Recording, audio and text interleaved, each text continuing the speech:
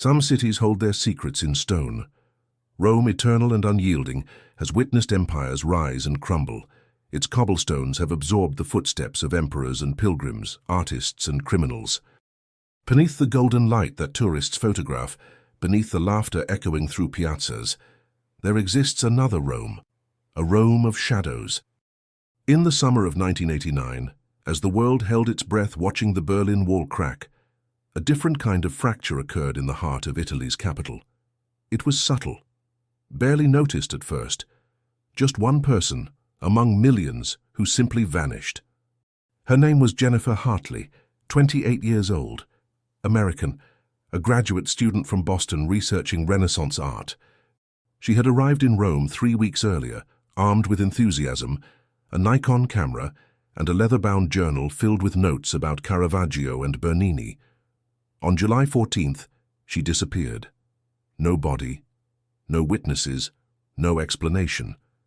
For 34 years, her case gathered dust in the archives of the Polizia di Stato. Her family aged without answers. Her friends moved on, carrying the weight of not knowing. The investigation, once urgent, cooled into bureaucratic indifference. Time, it seemed, had won. But time is not always the enemy. Sometimes it is the revealer of truths we thought buried forever. Sometimes decades must pass before the earth gives up what it has hidden. Sometimes justice requires patience measured not in months, but in generations. This is the story of how silence was finally broken, how a cold case, frozen in the amber of 1989, thawed under the heat of modern science and relentless determination. How an arrest in 2023 sent shockwaves through a community that had long forgotten the young American woman who never came home. This is the story of Jennifer Hartley, and the man who thought he had escaped. The summer of 1989 was oppressively hot in Rome, the kind of heat that makes ancient stone radiate warmth long after sunset. Tourists crowded the Trevi Fountain, tossing coins over their shoulders, making wishes that would mostly go unfulfilled. Jennifer Hartley was not like most tourists. She had come to Rome with purpose. Her doctoral dissertation focused on the use of light and shadow in Baroque painting, specifically the revolutionary techniques of Caravaggio. She spent her days in churches and galleries, her nights transcribing observations in cramped handwriting. She stayed in a modest pensione in the Monti district, a third-floor walk-up with a shared bathroom and a window overlooking a narrow street where laundry hung like colorful flags between buildings. The owner, Signora Russo, would later describe her as polite, punctual, and solitary. She kept to herself, the elderly woman told police, always with books, always writing. Jennifer's routine was predictable. Morning espresso at the cafe on the corner, then museums or churches until early afternoon when the heat became unbearable. She would return to her room, rest, and venture out again in the evening when the city cooled and the light turned golden. She called her mother in Boston every Sunday from the phone booth near Termini Station. The calls were brief, expensive, reassuring. Everything was fine. The research was going well. Rome was beautiful. The last call came on July 9th. 5 days later, she was gone.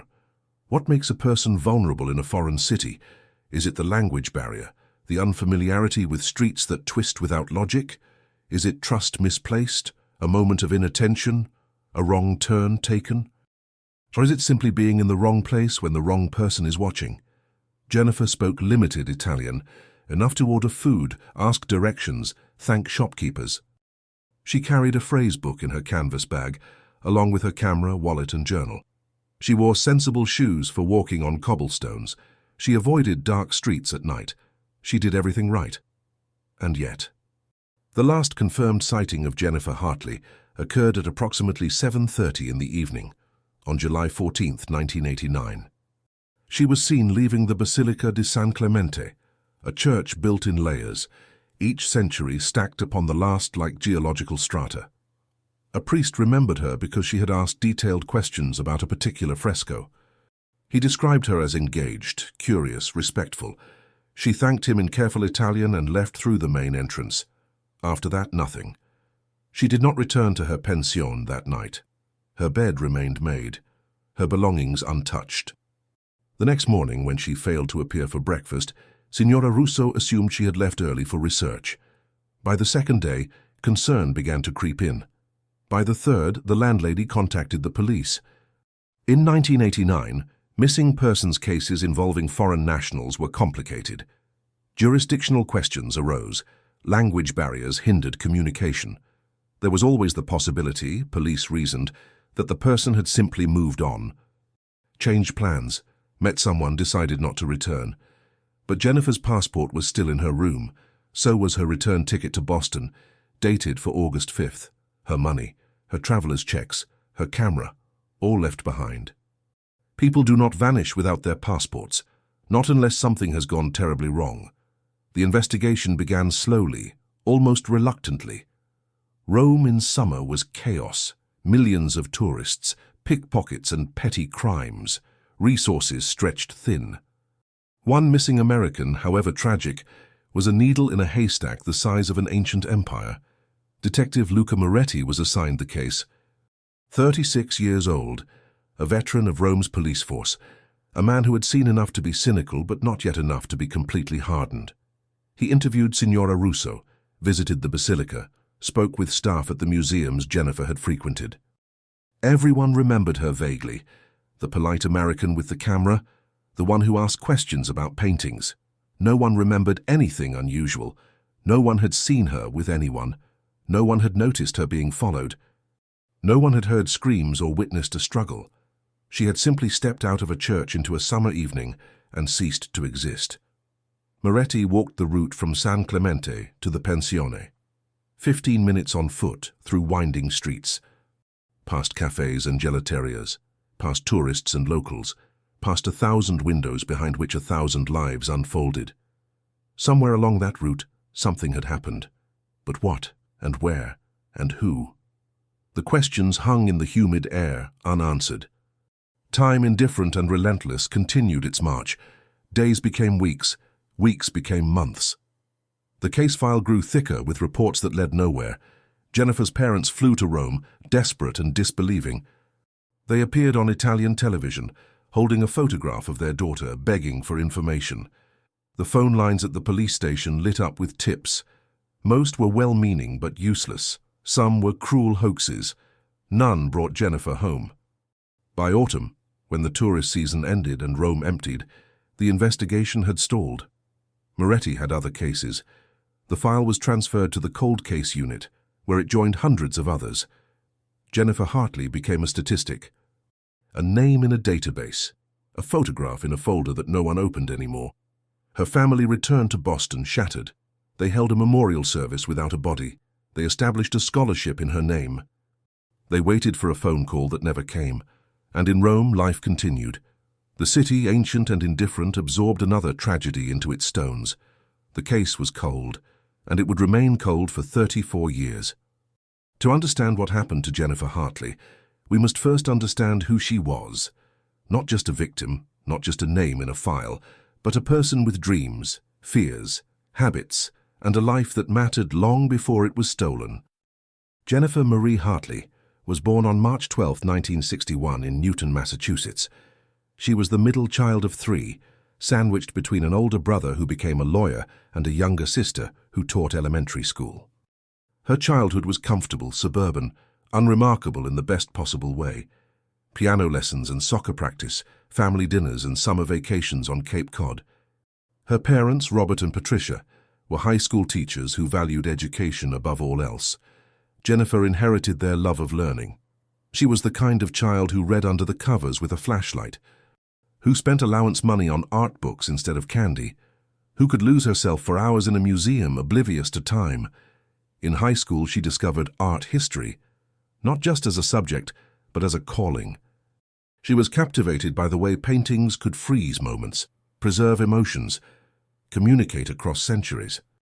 She wrote her college application essay about standing in front of a Rembrandt and feeling connected to someone who had been dead for 300 years. She was accepted to Boston University. College was where Jennifer truly came alive. She thrived in the academic environment, devouring courses on Renaissance art, Baroque architecture, medieval manuscripts. Her professors recognized her talent and encouraged her to pursue graduate studies. She was particularly drawn to Caravaggio, the Italian master who painted with revolutionary realism, who used light and shadow not just as technique, but as narrative. His work was violent, tender, sacred, profane.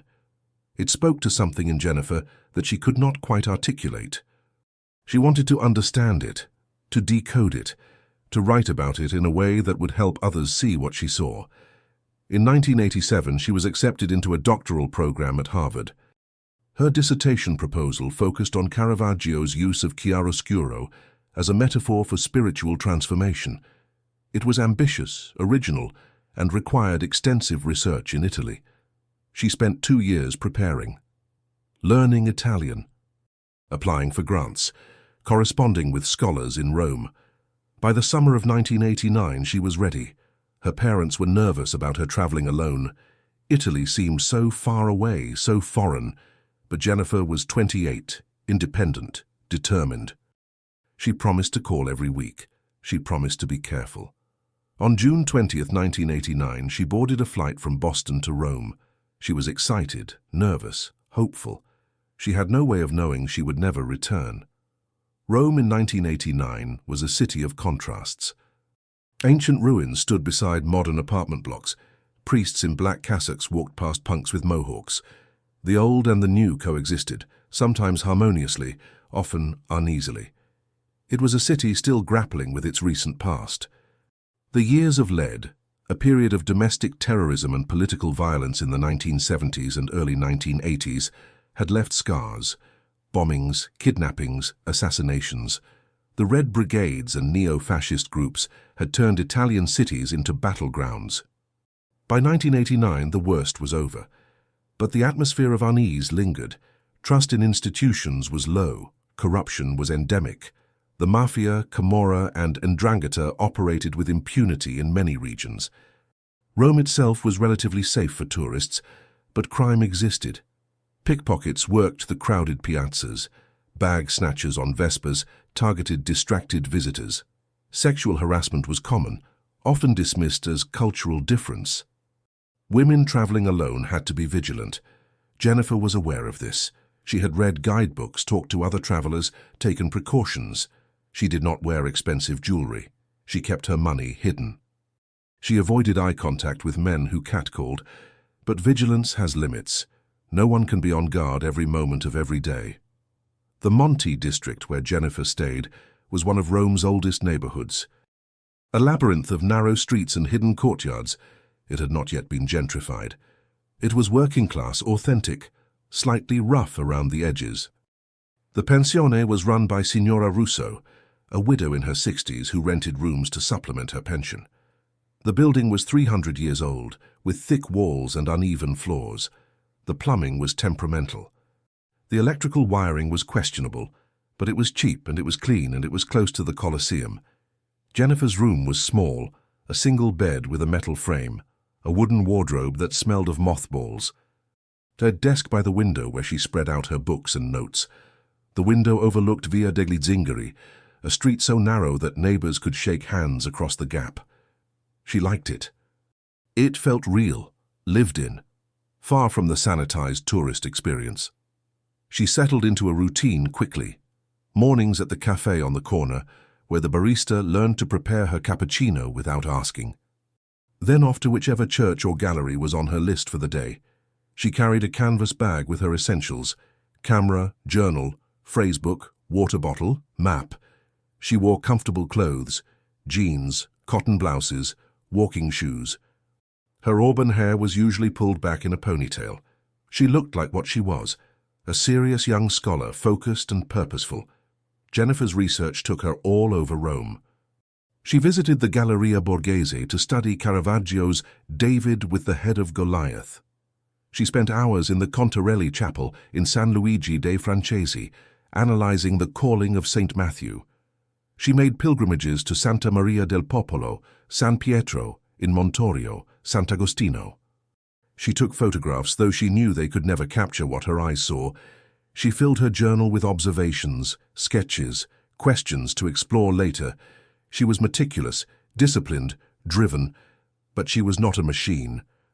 She allowed herself small pleasures: gelato on hot afternoons, a glass of wine with dinner, evenings spent reading in her room while the sounds of the neighborhood drifted through the open window. She made a few acquaintances. Other researchers at the Vatican Library, a British couple staying at the same pensione, the owner of a bookshop near Piazza Navona, who ordered an English translation of a Caravaggio biography for her. But she did not form close friendships. She was there to work, and work consumed her. On the evening of July 14th, Jennifer had planned to visit the Basilica di San Clemente. It was not primarily a Caravaggio site, but she was interested in its layered history. The church was built on top of a 4th century basilica, which itself was built on top of a 1st century Roman house and a Mithraic temple. Layers upon layers, history stacked like sediment. She found it fascinating. The way the past was never truly gone, just buried, waiting to be excavated. She arrived at the basilica around 6 in the evening. The light was beginning to soften, the heat starting to relent. She paid the small fee to access the lower levels and descended into the cool darkness. She spent over an hour exploring, taking notes, photographing frescoes, marveling at the ancient stones. When she emerged, it was after 7:30. The sun was low, casting long shadows. The street outside was quiet. She thanked the priest who had answered her questions. She stepped out into the evening, and then, somewhere between the basilica and her pensione, she vanished. What happened in those 15 minutes? Did someone approach her, offer help, ask for directions? Did she accept a ride, enter a building, follow someone she thought she could trust? Or was it more violent, a sudden attack, a hand over her mouth? A knife pressed to her ribs? There were no witnesses, no screams heard, no blood found, just absence where presence had been. The neighborhood between San Clemente and Monte was a mix of residential and commercial. Apartments above, shops below. Restaurants beginning to fill with dinner crowds, locals returning home from work. It should have been safe. It was not a deserted alley or a dark park. It was a functioning part of the city, alive with people. And yet, in the midst of all that life, Jennifer disappeared. Perhaps that is the most terrifying thing. Not that danger lurks in obvious places, but that it can strike in the ordinary, in the everyday. In the moment when you let your guard down because everything seems fine. When Signora Russo realized Jennifer had not returned, she felt a prickle of unease. But she told herself not to worry. Young people were unpredictable. Maybe Jennifer had met someone. Maybe she had decided to stay out late. But when the second day passed, unease turned to alarm. She entered Jennifer's room. Everything was there, clothes neatly folded, books stacked on the desk. Passport in the drawer, money in an envelope. No one leaves their passport behind. Signora Russo called the police. Detective Luca Moretti arrived at the pensione on the afternoon of July 17th. He was tall, lean, with dark hair beginning to grey at the temples. He wore a rumpled suit and carried a notebook with a cracked leather cover. He had been a detective for 8 years. He had worked homicides, robberies, assaults. He had seen the worst of what people could do to each other. But missing persons cases were different. They were liminal, suspended between hope and despair, the family clinging to the possibility of return. The detective knowing, statistically, that the longer someone was missing, the less likely they were to be found alive. He interviewed Signora Russo. She was distraught, wringing her hands, blaming herself for not acting sooner. She was such a nice girl, she kept saying, so polite, so quiet. Moretti took notes. He examined Jennifer's room. He bagged her passport, her journal, her camera as potential evidence. He read through her notes. Pages and pages about paintings, light, shadow, technique. Nothing personal. No mention of meeting anyone. No hint of danger.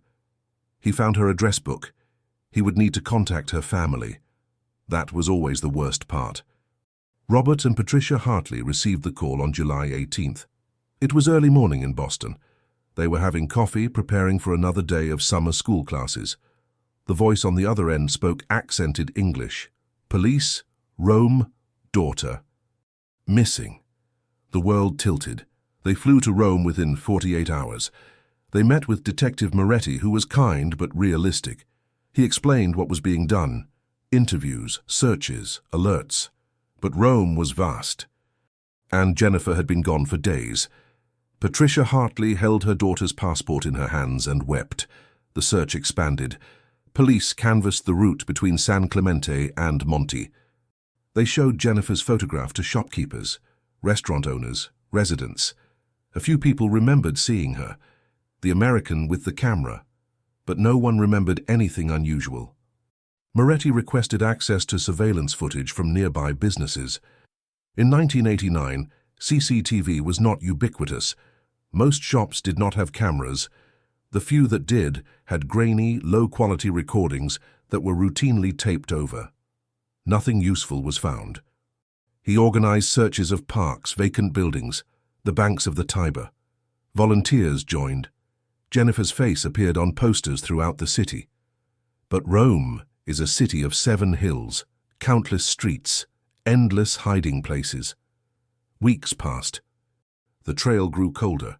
The media attention faded. Other cases demanded Moretti's time.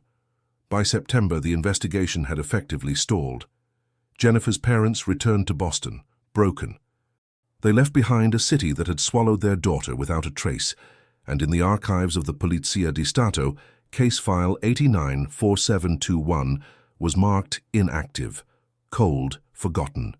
July 14, 1989, began like any other day for Jennifer Hartley. She woke early before the heat became oppressive. The sounds of the neighborhood filtered through her window. A motorbike sputtering to life, a mother calling to her child, the metallic clatter of shop shutters being raised.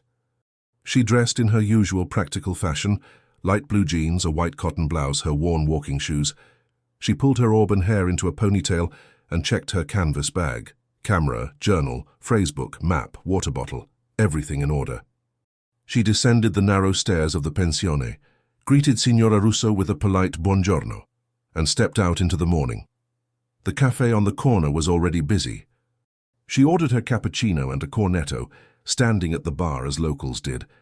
The barista, a man named Paolo, smiled at her. She was a regular now, part of the neighborhood rhythm. She ate quickly, paid, and set off toward the Colosseum. Her plan for the day was to visit the Basilica di San Clemente in the evening, but first, she wanted to spend time at the Capitoline museums. The morning passed in focused concentration. She studied sculptures, took notes, photographed details that caught her eye. She was in her element, doing what she loved. By early afternoon, the heat was brutal. She returned to her room, as was her habit, to rest during the worst of it. She lay on her bed, reading, occasionally dozing. Outside, the city slowed. Shops closed for siesta. The streets emptied. Around 5, she stirred. She splashed water on her face, changed her blouse, refilled her water bottle. She had been looking forward to San Clemente. The layered history of the site fascinated her. She wanted to see the Mithraic temple in the lowest level, to stand in a space that had been sacred for 2,000 years.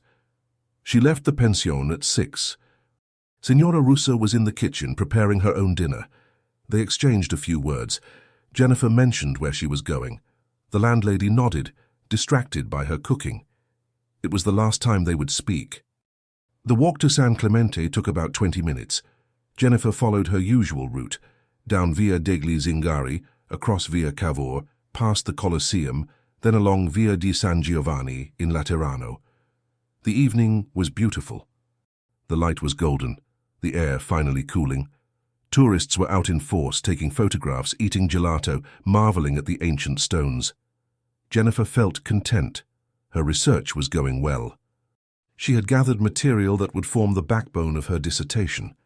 In a few weeks, she would return to Boston, to her life, to the next phase of her academic career. She had no premonition of danger, no sense of being watched, no instinct warning her to turn back. She arrived at the Basilica just after 6:30. She paid the entrance fee and descended into the lower levels. The temperature dropped as she went down. The air smelled of damp stone and centuries. Electric lights illuminated frescoes that had been hidden for generations.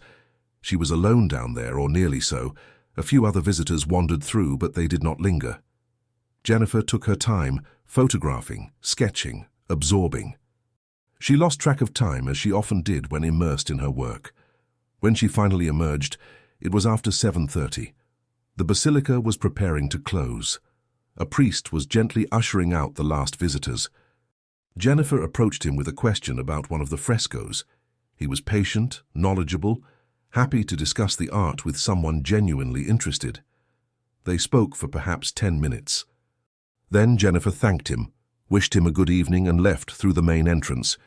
The street outside was quieter now. The dinner hour. Most tourists had retreated to restaurants. Locals were inside, eating with their families. Jennifer turned left, heading back toward Monty. She walked at a steady pace, her bag slung over her shoulder. She was thinking about what she had seen, already composing sentences in her mind for her journal. She did not notice the man who had been waiting. What happened next is a matter of reconstruction, of educated guesses based on evidence that would not be discovered for 34 years. But this much is certain: Jennifer Hartley did not make it home. Somewhere along that route, in the fading light of a summer evening, she encountered someone. Whether by chance or design, whether through force or deception, she was taken.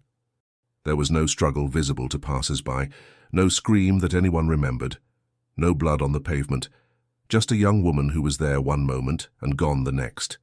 The man who took her had been watching for days. He had seen her in the neighborhood, noticed her routine, observed her solitary habits. He had marked her as vulnerable, alone, foreign, trusting. He was not a stranger to violence. He had done this before, though no one knew it yet. He had learned to be patient, to wait for the right moment, to leave no trace. He approached her with a smile. Perhaps he asked for directions. Perhaps he offered help.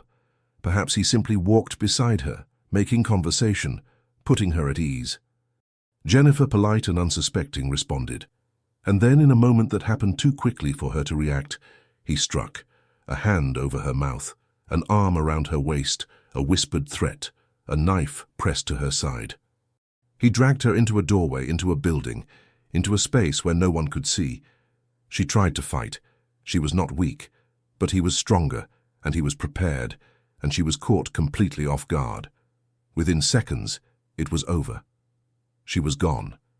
The building he took her to was abandoned, one of many in Rome that had been left to decay, caught in legal disputes or simply forgotten. The ground floor was boarded up, but the back entrance was accessible if you knew where to look. He had prepared the space, brought supplies, made sure he would not be interrupted. What happened inside that building is too terrible to recount in detail.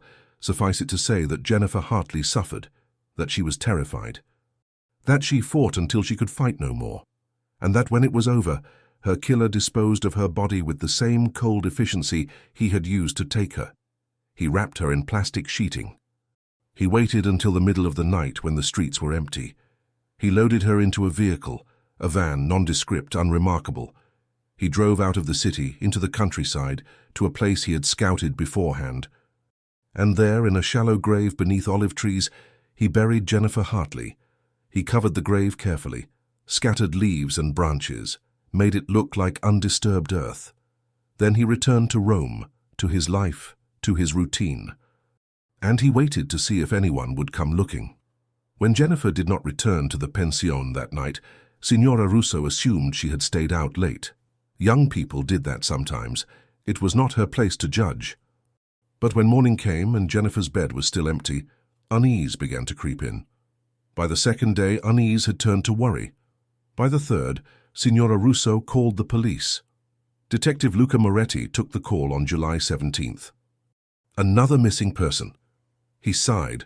Rome in summer was chaos. People got lost, got drunk, got distracted. Most turned up within a day or two, embarrassed and apologetic. But when he arrived at the pension and saw Jennifer's room, passport, money, camera, all untouched, his instincts sharpened. This was not someone who had wandered off. This was something else. He began the investigation with methodical thoroughness. Interviews, timeline reconstruction, searches. But he was already behind. 3 days had passed. The trail was cold before he even started. He canvassed the route from San Clemente to Monty, showed Jennifer's photograph, asked if anyone had seen anything unusual. A shopkeeper remembered seeing her walk past. A waiter thought he might have seen her, but he was not sure. A woman recalled a young foreigner with a camera, but could not say when. No one had seen her being taken. No one had heard anything. No one had noticed a struggle. It was as if she had simply evaporated. Moretti requested assistance. More officers were assigned. Searches were organized. The Tiber was dragged. Abandoned buildings were checked. Nothing. Jennifer's parents arrived, desperate for answers. Moretti met with them, trying to balance honesty with compassion. "We are doing everything we can," he told them, "but Rome is a large city. And your daughter has been missing for several days." Patricia Hartley gripped her husband's hand. She wouldn't just leave. She wouldn't abandon her things. "Something happened to her." Moretti nodded. He agreed. But agreeing did not bring Jennifer back. The media picked up the story. American student missing in Rome. It made headlines for a few days. Tips poured in, most of them useless. Someone claimed to have seen Jennifer at Termini Station, boarding a train to Florence. The lead was investigated. It went nowhere. Another caller said she had been spotted in a nightclub in Trastevere. Also false. A psychic contacted the police, offering to help locate the body. Moretti declined. Weeks passed. The investigation consumed resources. Other cases piled up. Pressure mounted to move on. By late August, the search had been scaled back. By September, it was effectively over. Jennifer's parents returned to Boston, shattered. They held a memorial service without a body. They established a scholarship in her name. They waited for news that never came. And in Rome, life continued. The city, ancient and indifferent, absorbed another tragedy. The man who killed Jennifer Hartley watched the news coverage with detached interest. He saw the police searches, the tearful parents, the posters with her face. He felt no remorse. No guilt, no fear. He had been careful. He had left no evidence. He had buried her where no one would find her. And as the weeks turned to months and the investigation faded, he allowed himself to relax. He had gotten away with it, or so he thought. Because time, as we have said, is not always the enemy. Sometimes it is the revealer of truths, and 34 years later, the earth would give up what it had hidden. Detective Luca Moretti was not a man given to despair, but by the autumn of 1989, he felt the weight of failure pressing down on him. Jennifer Hartley's case had consumed 3 months of his life, 3 months of interviews, searches, dead ends. 3 months of looking into the eyes of grieving parents and having nothing to offer them but empty reassurances. He had done everything by the book, everything protocol demanded, and it had not been enough. The investigation had begun with the basics, establishing a timeline, identifying the last known sighting, canvassing for witnesses. Jennifer had been seen leaving the Basilica di San Clemente at approximately 7:30 on the evening of July 14th. The priest who spoke with her was certain of the time because he had been preparing to close the church. From there, she should have walked back to her pensione in Monte, a 15-minute walk, straightforward. Well-traveled, but she never arrived. Moretti walked that route himself, multiple times, at different hours. He tried to see it as Jennifer would have seen it, a foreign woman alone in a city she did not know well. The route took her along Via di San Giovanni in Laterano, past the Colosseum, then into the narrower streets of Monte. There were shops, restaurants, apartment buildings.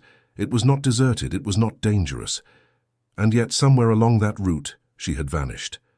Moretti's team interviewed everyone they could find, shopkeepers who had been working that evening, restaurant staff, residents who lived along the route. A few people remembered seeing a young woman matching Jennifer's description. But memories were vague, unreliable.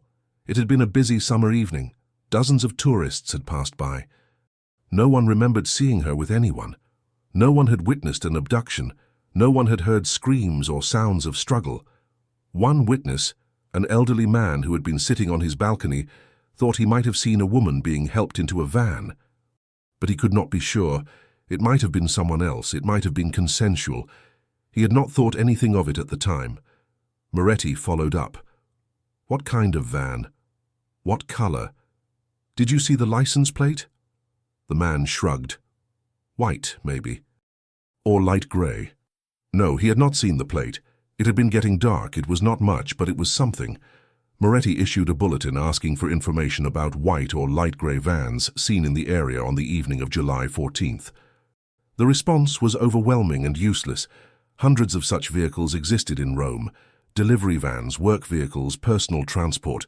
Without a license plate, without a more specific description, it was impossible to narrow down. The lead evaporated. Moretti turned his attention to Jennifer's personal life. Was there anyone who might have wanted to harm her? An ex-boyfriend, a jealous colleague, a stalker? He contacted her family, her friends, her professors in Boston. Everyone said the same thing. Jennifer was quiet, focused, solitary. She had no enemies, no romantic entanglements, no one who would have followed her to Rome. Her journal, which Moretti read cover to cover, contained nothing but academic notes. No mention of meeting anyone, no hint of fear or unease. She had been, by all accounts, an innocent victim. Wrong place, wrong time. Moretti expanded the search. He organized teams to check abandoned buildings, vacant lots, construction sites, places where a body might be hidden. They found nothing. He had the Tiber dragged in the sections closest to where Jennifer was last seen. Divers went down into the murky water, searching. Nothing. He checked hospitals, morgues, even convents and shelters.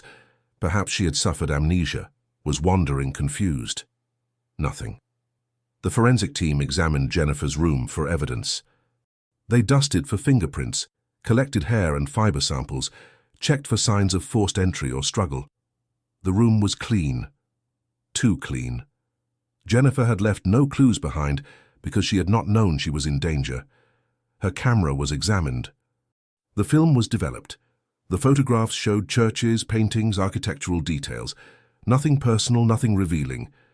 Her address book was scrutinized. Every name was contacted. Friends, family, academic contacts. No one had heard from her. No one knew anything. Moretti interviewed the other guests at the pensione, a British couple, an elderly German woman, a young Italian man. None of them had noticed anything unusual. Jennifer had kept to herself. She had been polite but distant. The Italian man admitted he had found her attractive, had tried to strike up a conversation once or twice. She had been friendly but uninterested. He had not pursued it. Moretti checked his alibi for the evening of July 14th. Solid. He had been at dinner with friends, multiple witnesses. Another dead end. As the weeks passed, the investigation began to fracture.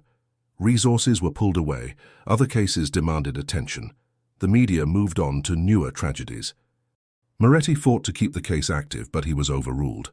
There were no leads, no evidence, no body. The case was going nowhere. In late September, Jennifer's file was transferred to the cold case unit. Moretti was reassigned.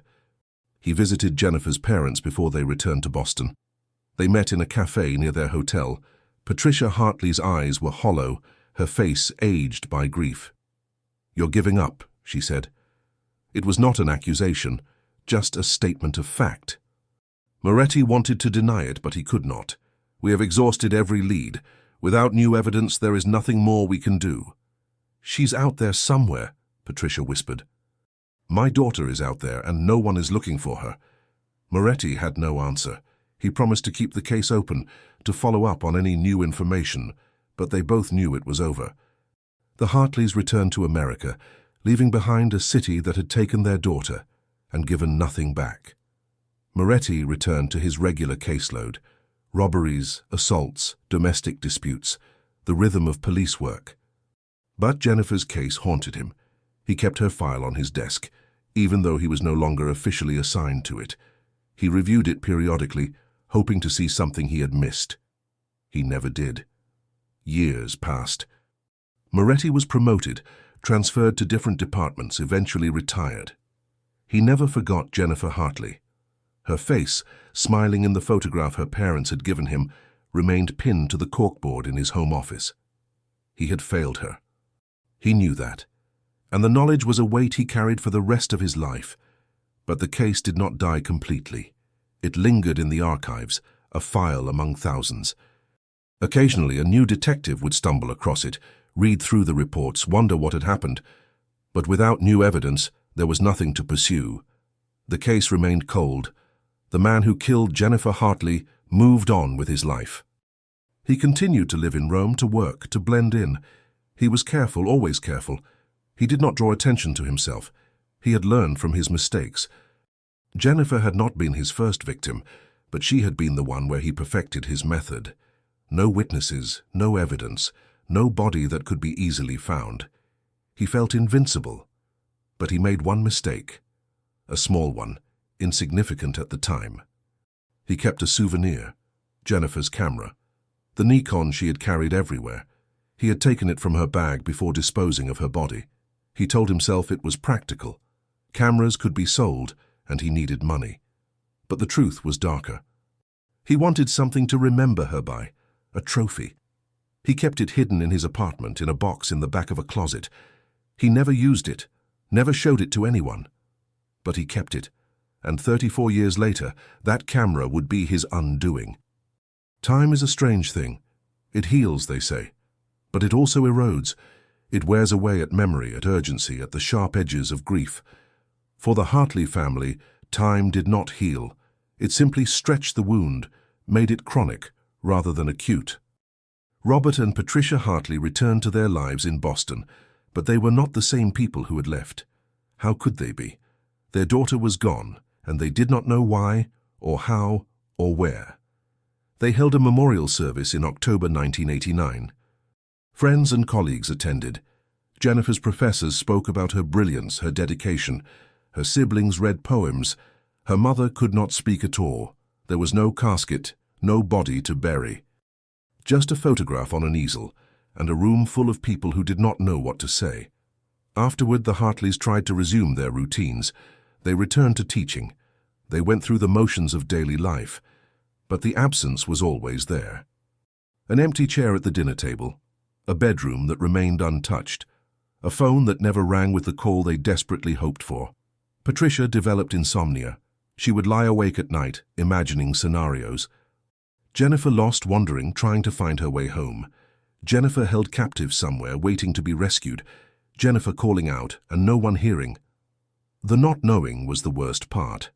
If there had been a body, there would have been closure.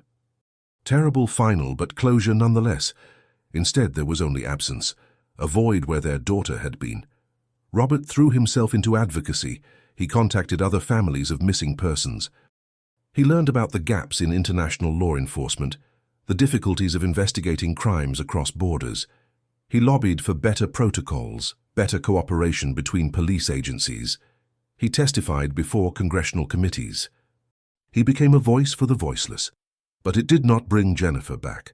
Jennifer's siblings struggled in their own ways. Her brother Michael became obsessed with true crime, reading everything he could about missing persons cases, hoping to find some pattern, some clue that would explain what had happened to his sister.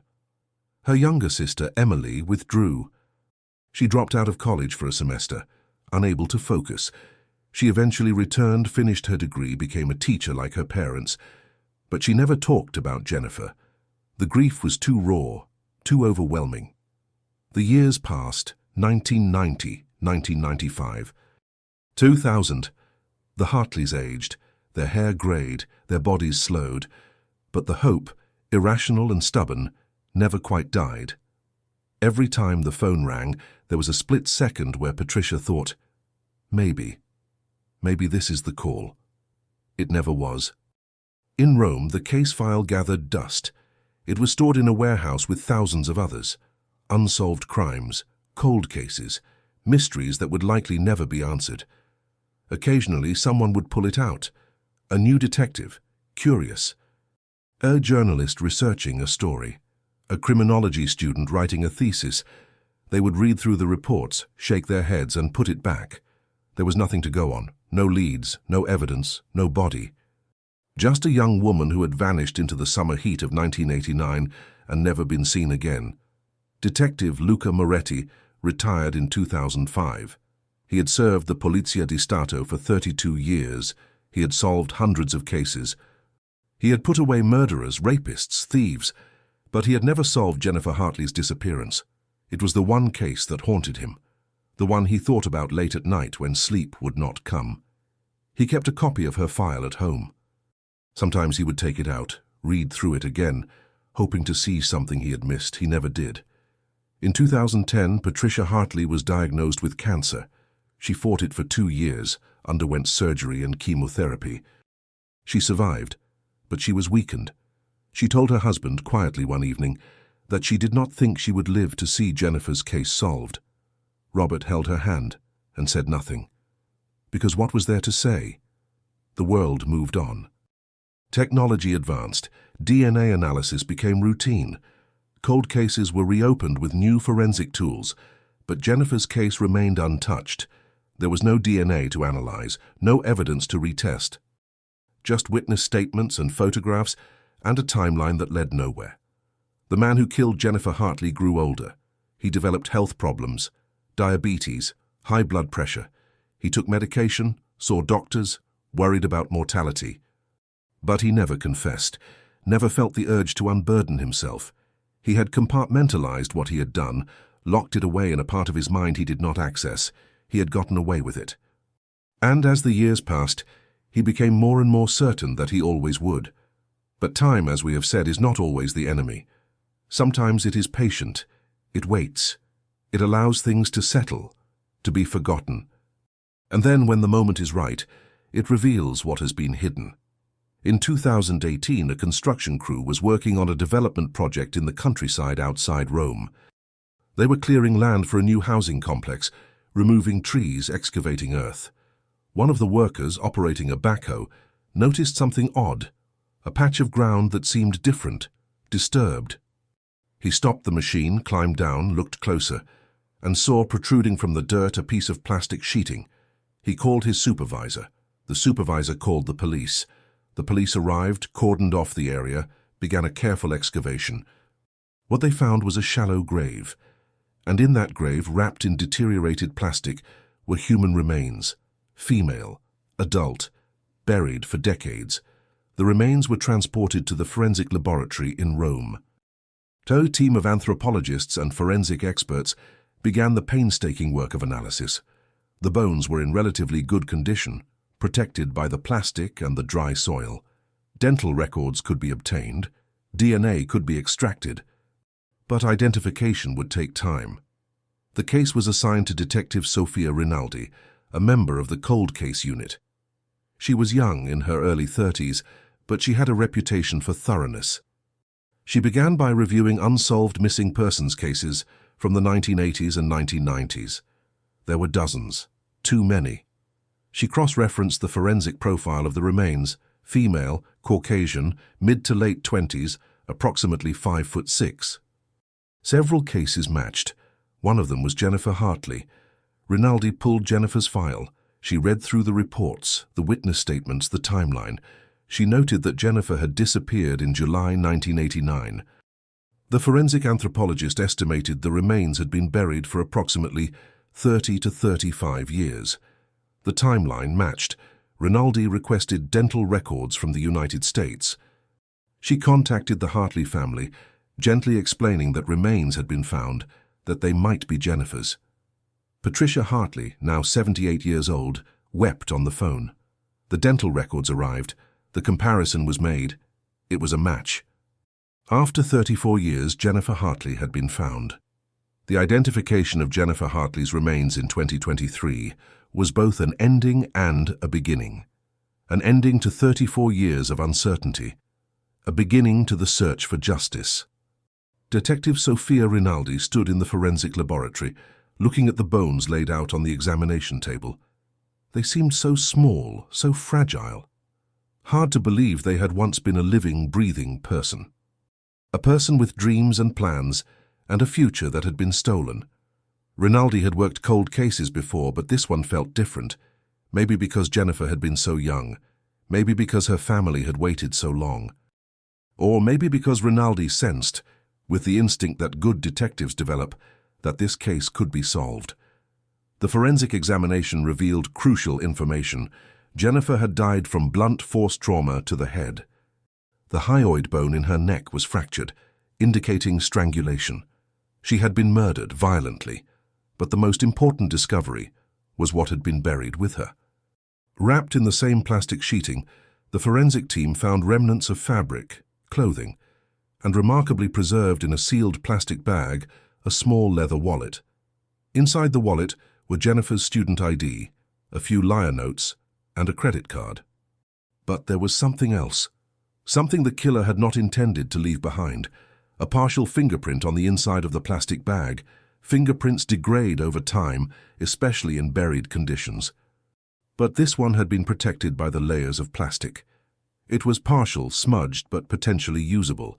Rinaldi sent it to the forensic database. In 1989, fingerprint analysis had been manual, time-consuming, limited. In 2023, it was digital, fast, comprehensive. The system searched through millions of records and found a match. The fingerprint belonged to a man named Marco Tedesco, 68 years old, a resident of Rome. He had a criminal record, petty theft in his youth, assault in the 1990s. He had served time, been released, lived quietly since. Rinaldi felt her pulse quicken. This was it. This was the break. She pulled Tedesco's file, looked at his photograph. An ordinary-looking man, thinning grey hair, lined face, the kind of person you would pass on the street without a second glance. She checked his address in 1989. He had been living in Rome. In a neighborhood not far from where Jennifer had disappeared. The pieces were falling into place. Rinaldi assembled a team. They would need to move carefully. Tedesco was old, but he could still be dangerous. And they needed to gather more evidence before making an arrest. They began surveillance, watched his apartment, followed his movements. He lived alone, rarely went out, a recluse. They obtained a warrant to search his apartment. The search took place on a grey morning in October 2023. Rinaldi and her team entered Tedesco's apartment while he was out at a medical appointment. The apartment was small, cluttered, smelling of old cigarettes and neglect. They worked methodically, photographing everything, bagging potential evidence. In a closet in the bedroom, behind boxes of old clothes, they found a cardboard box. Inside the box was a camera, a Nikon, old, from the 1980s. Rinaldi's hands trembled as she picked it up. She turned it over. On the bottom, etched in small letters, were initials, JMH Jennifer Marie Hartley. They had him. Marco Tedesco was arrested later that day. He was brought to the police station, read his rights, placed in an interrogation room. Rinaldi sat across from him. She laid the camera on the table between them. "Do you recognize this?" she asked. Tedesco stared at it. His face was blank, but his hands resting on the table began to shake. "No," he said. His voice was hoarse, uncertain. "It belonged to Jennifer Hartley, an American woman who disappeared in 1989. We found her remains. And we found your fingerprint at the burial site." Tedesco said nothing. "We also found this camera in your apartment, with her initials on it." Still nothing. Rinaldi leaned forward. "You kept it, all these years. Why?" Tedesco's jaw tightened. He looked away. "You can make this easier on yourself," Rinaldi said. "Tell us what happened. Tell us why." For a long moment, Tedesco was silent. Then quietly, he spoke. "I don't remember. You don't remember killing her. I don't remember her." Rinaldi did not believe him, but it did not matter. They had the evidence, the fingerprint, the camera, the forensic analysis. They had enough. Marco Tedesco was charged with the murder of Jennifer Hartley. The case made international headlines. American student's killer arrested after 34 years. The Hartley family, now elderly, released a statement. They thanked the Italian police. They expressed relief that Jennifer had been found, that someone would be held accountable. But relief was not the same as peace. As the investigation continued, more details emerged about Marco Tedesco. He had been a maintenance worker in 1989, employed by a company that serviced buildings throughout Rome. He had access to vacant properties. He had a van for work. He fit the profile. Detectives began looking into other unsolved cases from the same period. Were there other victims? Other women who had disappeared? The investigation was ongoing. In Boston, Patricia Hartley sat in her living room, holding a photograph of her daughter. Jennifer, young and smiling, full of life. She had waited 34 years for this moment, for answers, for justice. And now that it had come, she felt empty. Jennifer was still gone. The years could not be reclaimed. The life her daughter should have lived could not be restored. But at least now, there was an ending. A terrible, painful ending, but an ending nonetheless. The trial was scheduled for the following year. Tedesco's lawyer argued that the evidence was circumstantial, that the fingerprint could have been transferred innocently, that the camera could have been purchased second-hand. But the prosecution was confident. The forensic evidence was strong. The timeline was clear. The motive, sexual violence, was evident from the condition of the remains. Justice, delayed for 34 years, was finally within reach. And in the archives of the Polizia di Stato, case file 894721 was updated. Status: solved. The trial of Marco Tedesco began on March 12, 2024. 35 years to the day after Jennifer Hartley's birth. The courtroom in Rome was packed. Journalists from around the world, true crime enthusiasts, legal observers. And sitting in the front row, Robert Hartley. He was 82 years old now. His wife, Patricia, had passed away 6 months earlier. She had lived long enough to know that Jennifer had been found, that someone had been arrested, but she had not lived to see justice delivered. Robert attended alone, carrying the weight of his family's grief. The prosecution was led by prosecutor Elena Marchetti, a veteran of high-profile cases. She was methodical, precise, relentless. She laid out the evidence piece by piece, building a narrative that was both compelling and damning. Jennifer Hartley had arrived in Rome in June 1989. She had been a dedicated scholar, focused on her research. She had kept to herself, followed a predictable routine. On the evening of July 14th, she had visited the Basilica di San Clemente. She had been seen leaving at approximately 7:30 p.m. She had never arrived at her pension. Marchetti displayed photographs of Jennifer, young, vibrant, alive. The courtroom fell silent. Then she displayed photographs of the remains. Bones laid out on an examination table. Clinical, devastating. "This is what Marco Tedesco reduced her to," Marchetti said quietly. "A collection of bones in a shallow grave." The forensic evidence was presented. The anthropologist testified about the injuries: blunt force trauma, strangulation, a violent death. The fingerprint expert explained how the partial print had been recovered from the plastic sheeting, how it had been matched to Tedesco's records. The probability of error, he stated, was less than 1 in 10 billion. Tedesco sat at the defense table expressionless. He wore a grey suit that hung loosely on his thin frame. His face was gaunt, his eyes hollow. He looked like what he was, an old man facing the consequences of a crime committed in his youth. The camera was entered into evidence, Jennifer's Nikon, with her initials etched on the bottom. A forensics expert testified that it had been found in Tedesco's apartment, hidden in a closet. There was no innocent explanation for its presence. Tedesco's lawyer, a young public defender named Antonio Ricci, tried to argue that the camera could have been purchased at a second-hand shop, that Tedesco might not have known its origin. But the prosecution countered, why hide it? Why keep it for 34 years? The answer was obvious. It was a trophy, a memento of his crime. The defense called character witnesses, neighbors who described Tedesco as quiet, solitary, harmless. A former employer who said he had been a reliable worker. But the prosecution brought forward evidence of Tedesco's criminal history, the assault conviction in 1994, the restraining order filed by a former girlfriend in 1998, claiming he had threatened her. A pattern emerged, not of a harmless old man, but of someone with a history of violence against women. Marchetti's closing argument was powerful. She spoke directly to the jury, her voice steady and clear. Jennifer Hartley came to Rome with dreams. She wanted to study art, to contribute to human knowledge, to build a life of meaning. Marco Tedesco took all of that away. He murdered her, disposed of her body like garbage, and went on living his life as if nothing had happened. She paused, letting the words sink in.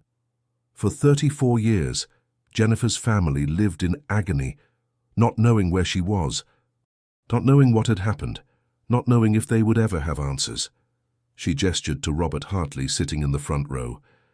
This man lost his daughter, His wife died without seeing justice. His family has been shattered by this crime. And Marco Tedesco felt nothing. No remorse, no guilt. He kept Jennifer's camera as a souvenir. Her voice hardened. The evidence is overwhelming. The fingerprint, the camera, the timeline, the forensic analysis. Marco Tedesco murdered Jennifer Hartley, and he must be held accountable. The defense's closing argument was brief. Ricci argued that the evidence was circumstantial, that reasonable doubt existed, but his heart was not in it. Even he seemed to know it was a losing battle. The jury deliberated for 6 hours. When they returned, the verdict was unanimous: guilty of murder in the first degree. The courtroom erupted. Journalists rushed to file their stories. Spectators murmured and wept. Robert Hartley sat motionless, tears streaming down his face. Tedesco showed no reaction. He simply stared straight ahead, as if he were somewhere else entirely. Sentencing took place 2 weeks later. The judge, a stern woman in her 60s named Julia Fontana, addressed Tedesco directly. "You have been found guilty of one of the most heinous crimes imaginable. You took a young woman's life, deprived her family of closure for over 3 decades, and showed no remorse whatsoever." She paused. "The law allows me to impose a sentence of life imprisonment, and that is what I am doing. You will spend the rest of your natural life in prison. You will never again walk free." Tedesco was led away in handcuffs. He did not look back. Outside the courthouse, Robert Hartley spoke to the press. His voice was shaky, but determined. "My daughter was a beautiful, brilliant person. She had so much to offer the world. Marco Tedesco stole that from her. He stole 34 years from my family." He wiped his eyes. "But today, justice has been served. Jennifer can finally rest in peace, and so can we." In the months that followed, Jennifer's remains were returned to the United States. She was buried in a cemetery in Newton, Massachusetts, next to the plot where her mother had been laid to rest. The headstone read, "Jennifer Marie Hartley, 1961-1989, beloved daughter, sister, scholar, forever in our hearts." Detective Sophia Rinaldi continued to investigate whether Tedesco had other victims. She reviewed cold cases from the 1980s and 1990s, looking for patterns. She found 3 other unsolved disappearances that fit the profile. Young women, foreign tourists, vanished without a trace. The investigations were ongoing. Tedesco refused to cooperate, but forensic teams were re-examining evidence with modern techniques. It was possible that Jennifer was not his only victim, that other families might finally get answers. Luca Moretti, the detective who had originally investigated Jennifer's disappearance, learned of the arrest and conviction from the news. He was 81 years old, living in a retirement home outside Rome. When a journalist contacted him for comment, he wept. "I never forgot her," he said. "I carried that case with me for 34 years. I'm glad it's been solved. I'm glad her family has answers. I only wish I could have done more." The case became the subject of documentaries, podcasts, books. Jennifer's story was told and retold, analyzed and dissected. But for those who had known her, she was more than a story. She was a person. A daughter, a sister, a friend.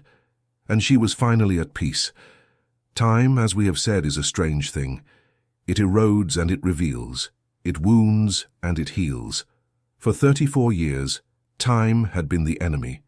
It had allowed a killer to walk free. It had prolonged the agony of a family. But in the end, time had also been the ally. It had preserved evidence. It had brought new technology. It had led to the discovery of a grave. And it had delivered justice. Marco Tedesco died in prison in 2026, 2 years after his conviction. He was 70 years old. He never confessed, never expressed remorse, never explained why he had done what he did. Some questions, it seems, will never be answered. But the most important question, what happened to Jennifer Hartley, had been answered. She had been murdered. Her killer had been caught. Justice had been served. It was not a happy ending. There are no happy endings in stories like this. But it was an ending, and sometimes that is enough. Robert Hartley lived for 3 more years after the trial. He spent his final days surrounded by family, at peace, knowing that Jennifer's case had been solved. He died in his sleep in 2027, at the age of 85. At his funeral, his son Michael spoke about his father's relentless pursuit of justice, his refusal to let Jennifer be forgotten. "He never gave up," Michael said. Even when everyone else had moved on, even when it seemed hopeless, he never gave up. And because of that, Jennifer's killer was brought to justice. Today, Jennifer Hartley's story serves as a reminder that the disappeared are not forgotten, that families deserve answers, that justice, however delayed, is still justice. Her scholarship fund continues to support students studying art history. Her name lives on in the work of those she inspired. And in Rome, in the archives of the Polizia di Stato, case file 894721 is marked, solved. Some cities hold their secrets in stone, but stone given enough time can crack, can crumble, can reveal what it has hidden. Rome held Jennifer Hartley's secret for 34 years, but in the end the truth emerged, and justice, patient and inevitable, prevailed.